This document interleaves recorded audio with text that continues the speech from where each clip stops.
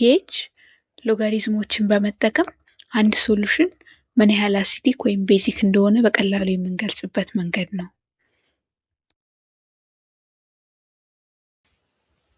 ሳይንስ ላይ በጣም ትናንሽ እና በጣም ትላልቅ ቁጥሮች ማግኘት የተለመደ ነው። ለምሳሌ የአንድ ነገር ኮንሰንትሬሽን የሃይድሮጅን አዮን ኮንሰንትሬሽን ለምሳሌ 10⁻8 ነው ተብሎ ሊገለጽ ይችላል። ዩኒት ይኖረዋል ግን እንዳለ ብንተወው 10⁻8 ነው ተብሎ ከተገለጸ በጣም ትንሽ ቁጥር ነው። ይሄ እንግዲህ 0.000 ብሎ 8 ዜሮዎች ከነጥብ በኋላ ደርድሮ የሚመጣ አንድ ነው እና ወይም 7 ዜሮዎች ደርድሮ የሚመጣ አንድ ነው እና በጣም ትንሽ ቁጥር ስለሆነ እነዚህን ለመደመር፣ ለመቀነስ፣ ለማባዛት፣ ለማካፈል ከዴሲማሉን ከመጻፍ ሳይንቲፊክ ኖቴሽን ይሻላል። ከዚህም ደግሞ የበለጠ ደግሞ ፒኤች ብለን ሎጋሪዝሙን በመውሰድ ከሎጋሪዝሙም ኔጌቲቭ ሎጋሪዝሙን በመውሰድ ፒኤችን ማውጣት እንችላለን ማለት ነው እና ፒኤች የተባለው ፖቴንሻል ኦፍ ሃይድሮጅን ፖቴንሻል መሆኑ ነው። ፒ እና ፖቴንሻል ኦፍ ሃይድሮጅን ከሚለው አውጥተን ብናይ ሃይድሮጅን ኮንሰንትሬሽናችን 1 × 10⁻⁸ ከሆነ በአንድ የተባዛ ቁጥር ያው ራሱን ነው። ከዚህ ከፈለግን 1 × 10⁻⁸ በማለት ፋንታ 10⁻⁸ ብቻ ብለን መተው እንችላለን። አንዴ እንደዚህ ካደረግን በኋላ በሎጋሪዝሞች ህግ መሰረት እዚች ጋር ያለችው ኤክስፖነንት ከጎን ተመታ ትባዛለች እና ይኸውም -8 ሲባዛ ማይነስ ሎግ እዚህ ጋር ደግሞ 10 ይቀረኛል ማለት ነው።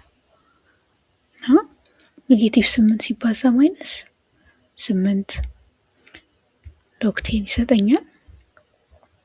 ሎግ 10 ደግሞ በውስጥ ታዋቂ ከስሩ 10 ቢኖረው ነው 10 ያለው ነው እና የሎጋሪዝም ከላይና ከታች ያለው ቁጥር አንድ አይነት ከሆነ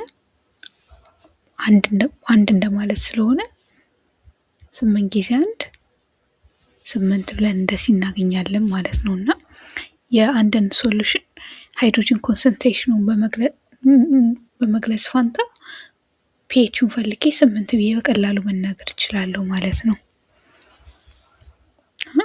እንዲህ አይነቱን አነጋገር ስናይ ከ0 እስከ 14 የሚደርሱ ቁጥሮችን ሰጥቶን እናገኘዋለን። ሩም ቴምፕሬቸር ላይ እና የተለያየ ቴምፕሬቸር ላይ ከ14 በላይም ከ0 በታችም ሊወርድ ይችላል። ግን ባለንበት ወይም ውስጥ 25 ዲግሪ ሴንቲግሬድ አካባቢ ከ0 እስከ 14 ድረስ ነው የሚሄደው ፒኤቻችን እና ከ0 እስከ 14 ሲሄድ መሀል ላይ ከደረስን ኒውትራል፣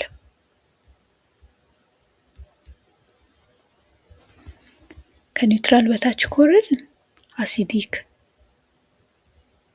እንዲሁም ከ7 ደግሞ ከፍ እያለን በመጣን ቁጥር ቤዚክ እየሆነ እንሄዳለን ማለት ነው እና ዝቅ ሲል አሲዲክ፣ ከፍ ሲል ቤዚክ እየሆነ ይሄዳል ማለት ነው።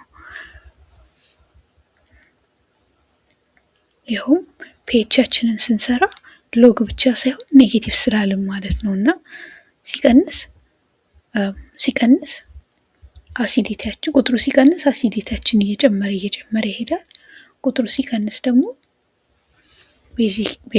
ቤዚክ እየሆነ እንመጣለን ማለት ነው። አሲዲክነታችን እየቀረ ይሄዳል ማለት ነው።